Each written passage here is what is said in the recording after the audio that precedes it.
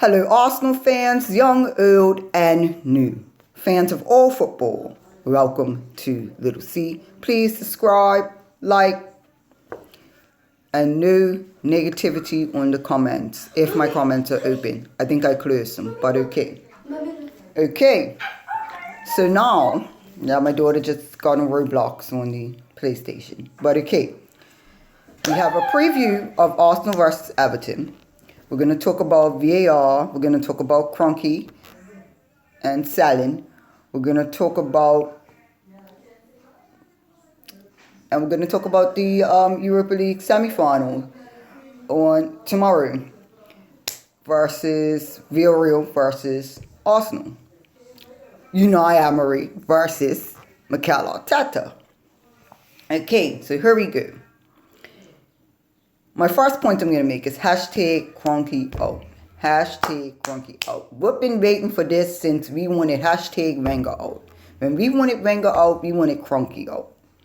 I'm still not understanding how Kroenke could move a NFL team from one city to another city, but not want to sell Arsenal.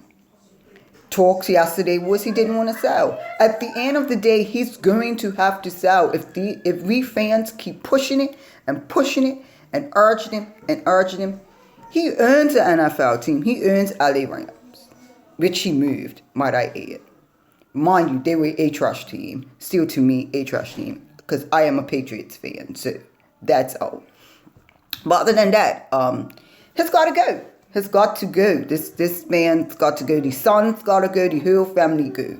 Because we have Thierry Henry, Dennis Bergkamp, Patrick Vieira, and another legendary player of ours that would like to buy it.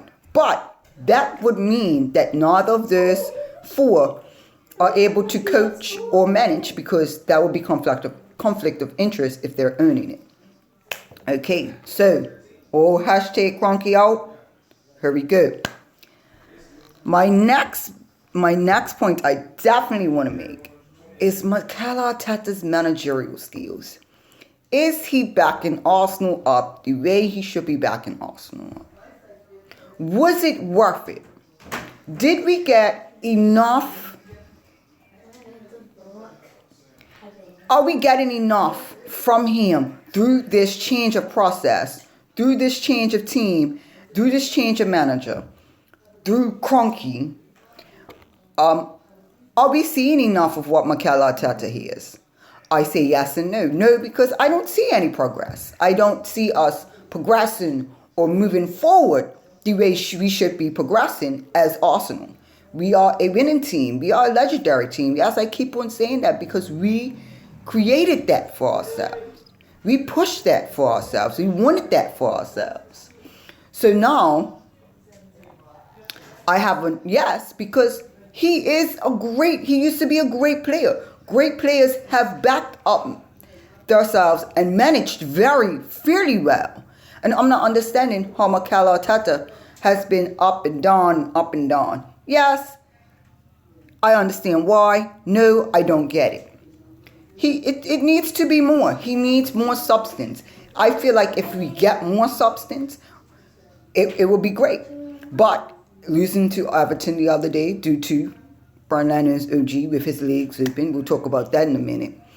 I think if he doesn't get to the final and win Europa League final, he's gone. They're going to sack him. But then again, we're at Arsenal. So many things that Wenger did that he never got sacked for, but he still created a great base. And I don't know. I just feel like if Mikel Arteta pushes more and gets us to the top 6 in Premier League, if he could find us moving up there and pushing us to the final and actually winning Europa League final and getting to champions, then he can stay. But I see him getting sacked before the end of the season. Legit. Or getting sacked during the summer, because this is going to be a quite interesting take on how things go, and Thursday will reveal it all. moving on, I wanted to talk about the goalkeeper and the back line. But before that, let's talk about Arsenal nil versus Everton 1. We played like pure trash. Dead ass. We played like pure trash. From what I saw on Friday, I didn't enjoy it. But then I was doing something at the same time. So I'm kind of glad I rewatched the game, but I'm kind of glad I didn't watch it live. I would have been very annoyed at watching it. I could have been doing something else, clearly. But at the end of the day,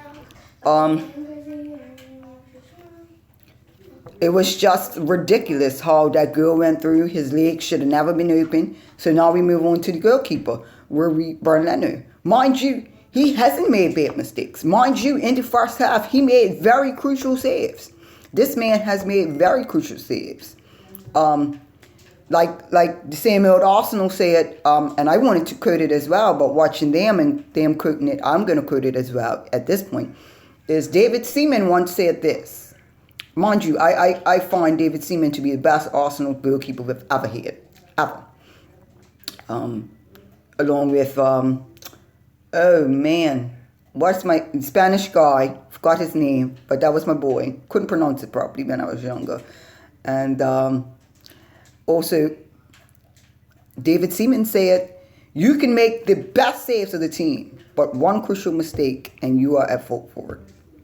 You're at fault for it. Because at the end of the day, you can't sit here and tell me that that was a schoolboy move for a goalkeeper.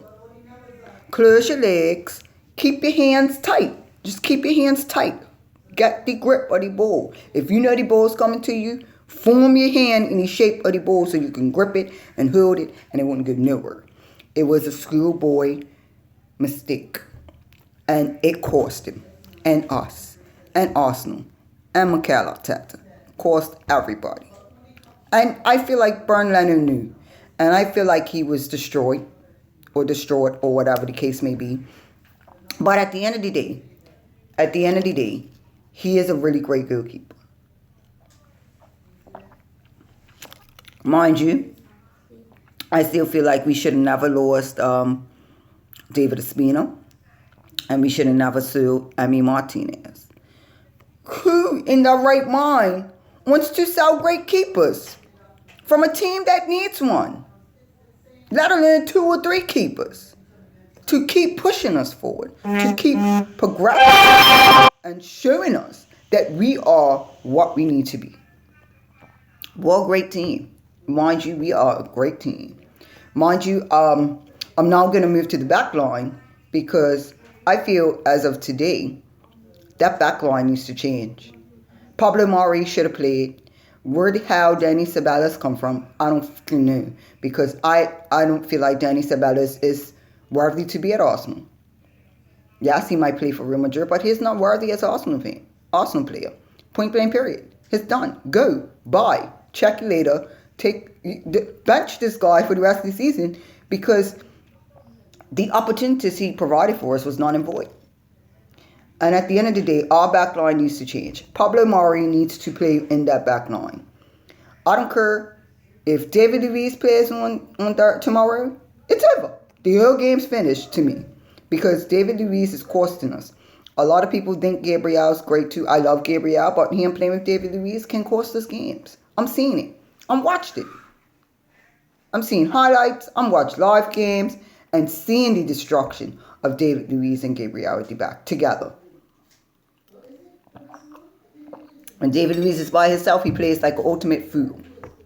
He looks like a damn donkey all over the place. Her flicking, arms flailing. Like, what are you doing? Where you going? This is not your vacation house, honey. Arsenal is not a vacation team. Never has, never will be. And I want to talk about Eddie Nketiah. Eddie Nketiah is a super sub. We treat him like we treated Giroud. Eddie Nketiah's going to leave us. I'm dead honest here. Eddie Nketiah's going to leave us. And if we do not play Martinelli the way we should, he's going to leave too. We're not going to have great players if we keep pushing them to the side and saying, oh, well, I'll play you on the 40th minute. Or oh, I'll play you in the 65th minute. What? Play them the whole game. Get them used to it. Give some of them 90 minutes every other week. Take them off halftime. Show them that you're providing for them. Show them that you're giving them some time in the field. Show them that you're giving them some super sub time. Show them that you're giving them some first team time. They need that mentality to keep them going. And that is where I find Mikel Arteta is doing wrong in his managerial, tactical, and strategic skills. Because at the end of the day, you cannot sit here and play the same people and get the same damn results. It's impossible. At this point, we might as well join the Super League. That's how I feel. Dead honest. We might as well just join the Super League and call it a damn day. Because at the end of the day, do we agree to disagree? I do.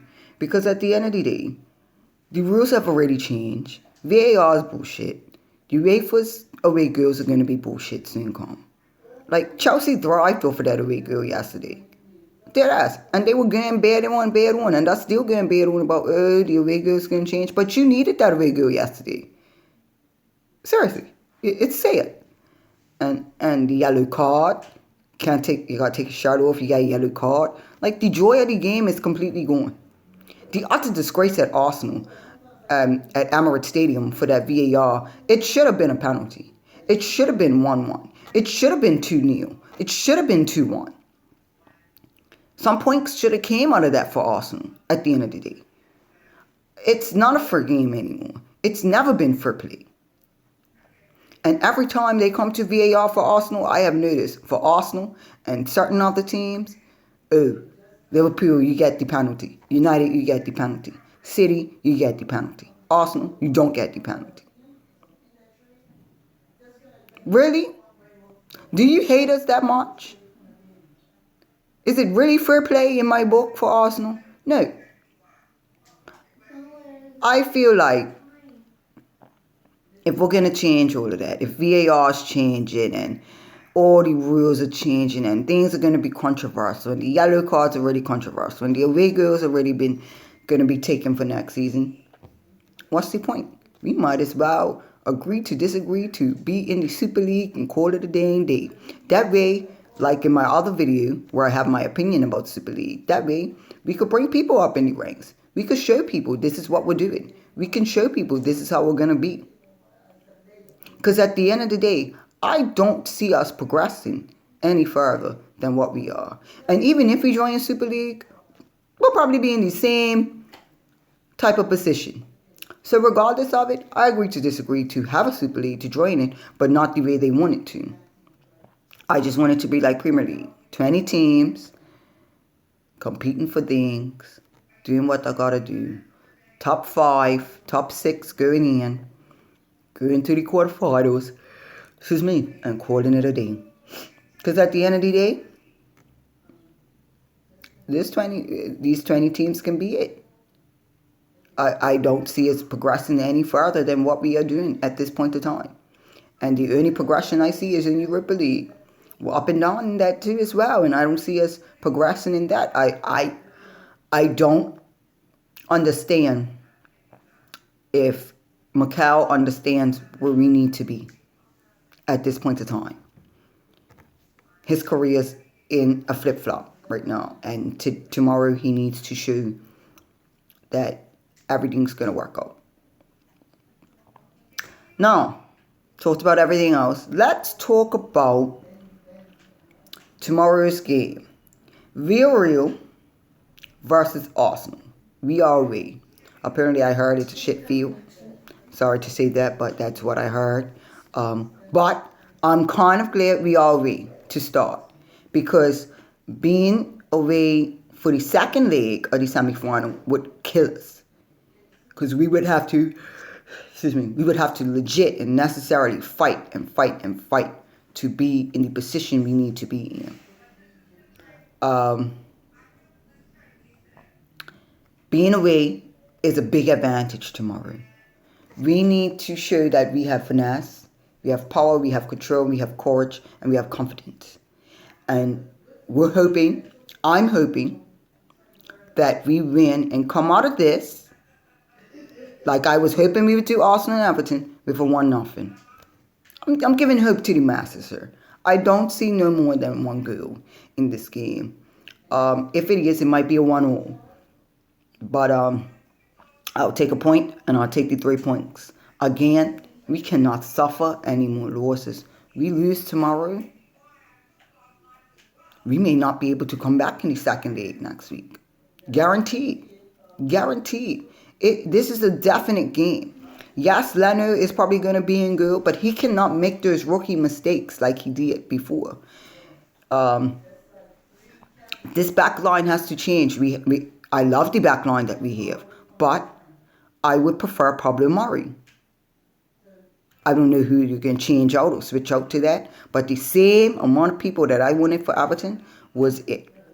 I love the lineup. The only person I did not like in that lineup was Danny Ceballos. I feel like Martinelli should start, and Nikita get a start, and you can just, bench him, and we can throw somebody else in. We can throw Aubameyang, somebody, to be a super sub, to push us forward at Villarreal tomorrow. Because this game is the most important game we have all season right now.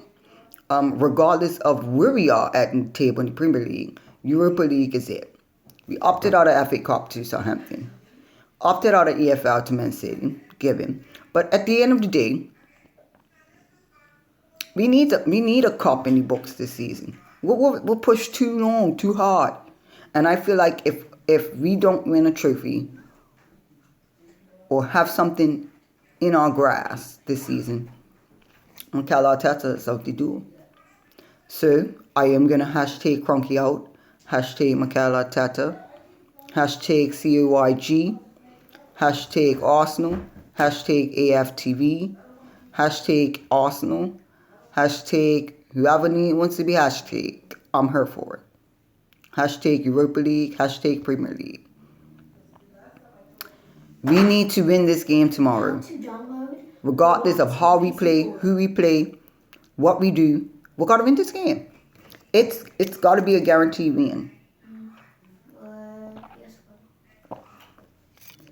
Because at the end of the day, I see Mikel Arteta being sacked for the most niggly thing ever. And I want to give him some hope, some courage, some confidence to know that you can turn this team around on its head tomorrow. Like you did at Slavia Praha, we did a 1-1, and then we turned it around and we got 4-0. We can do this. This is it. You have progressed enough for this, and I feel like we progressed enough to show that we have confidence in this. Again, VAR, bullshit, yellow card, nonsense, UEFA's away goal rule change. We have to show that. Don't change this rule. They're only changing it for us. They're only changing it for certain teams who vie for that away goal.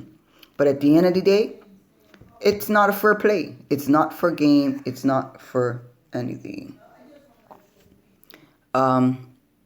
So, tomorrow, hopefully, we win 1-0 away, or at least draw like how Chelsea did, and we'll go from there. So, Arsenal all day.